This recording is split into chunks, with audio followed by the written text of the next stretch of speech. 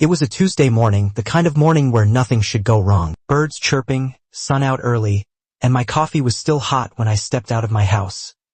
Only to find that my actual, paid-off, legally parked car was gone. At first, I thought it was stolen. Panic hit me like a freight train. But then I saw the little pink slip fluttering on my windshield. Not a note, not an apology. A tow receipt, $89 fee plus storage. And then I saw her, Karen. Short haircut, clipboard, and that smug little smile you only see on people who think the rules are written in ink just for you. That's what happens when you don't follow HOA guidelines, she said, sipping her iced tea like she was sipping victory. But here's the thing, I did follow the rules. What Karen didn't know is that I keep receipts, I read the fine print, and I have time. A lot of time. So while she celebrated her little win, I smiled back. Because this wasn't just about a car. This was about control. And she was about to lose all of it. I live in a quiet cul-de-sac just outside Phoenix. It's the kind of place where you wave at your neighbors, mow your lawn, and try not to tick off the HOA. Our HOA is strict, but manageable. Most people don't have problems.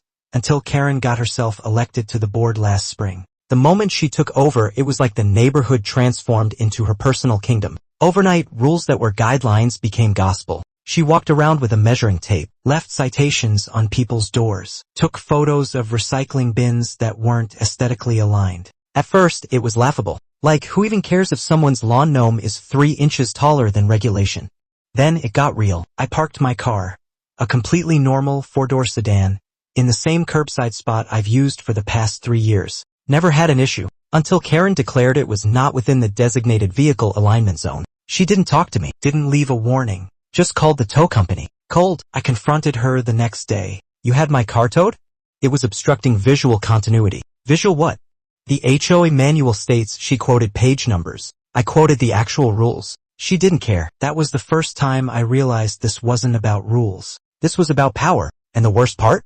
I wasn't the only one. My neighbor Mike got fined for having an unapproved hose. Tina across the street got cited for excessive wind chime noise. It was like Karen was playing some HOA version of Monopoly and she was flipping the board every time someone rolled a 6. And just when I thought it couldn't get more ridiculous, she started filming us. Karen mounted a motion-activated camera on her front lawn, pointed directly at my driveway. Every time I pulled in or out, it blinked red like some dystopian eye. One night, I came home from work and there was a citation in my mailbox. Excessive tire rotation disturbance after 9 p.m. Kid, you, not. Mike tried to talk to her. She threatened to report him for verbal harassment. Tina posted about it in our private HOA Facebook group. Karen had it taken down for inciting community unrest. We were being silenced, policed, bullied, and then the sabotage started. Sprinkler heads went missing. Trash bins were moved just enough to warrant a violation. Someone even reported me for vehicular neglect because I didn't wash my car for a week. Karen was playing chess, but she didn't know I'd been watching the board for weeks. I started collecting footage. HOA bylaws, dates, times, every citation she gave, every rule she broke enforcing them. My favorite? The fact that her own security camera violated a clause in the manual she so proudly quoted. I smiled when I found it, because now it was my turn. Operation Reverse Uno began on a quiet Sunday morning. I attended the next HOA meeting, my first time in months. Karen didn't even flinch. She sat at the head of the room like she was running for neighborhood dictator. I let her finish her little speech on community unity and property values before I raised my hand. I'd like to submit a formal motion for review of board conduct. Karen blinked. On what grounds?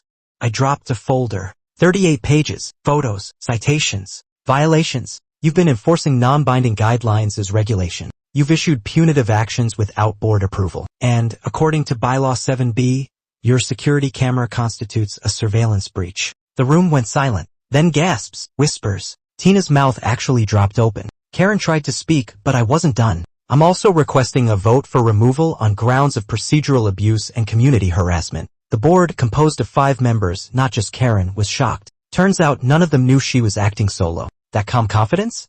It paid off. By the end of the meeting, the vote was in. 3-2. Karen was out. Karen stood up, face red, muttering about ungrateful neighbors and entitlement. But the board president calmly asked her to step down and remove her camera within 48 hours. The next day, the camera was gone. The citation stopped. And my car? I parked it right in front of her house, washed it, waxed it, sat on the hood sipping iced tea just like she had. Neighbors came by to thank me. Mike fist bumped me. Tina baked cookies, real ones. And as for Karen? She listed her house 3 weeks later. The for sale sign? Slightly crooked. I didn't say a word.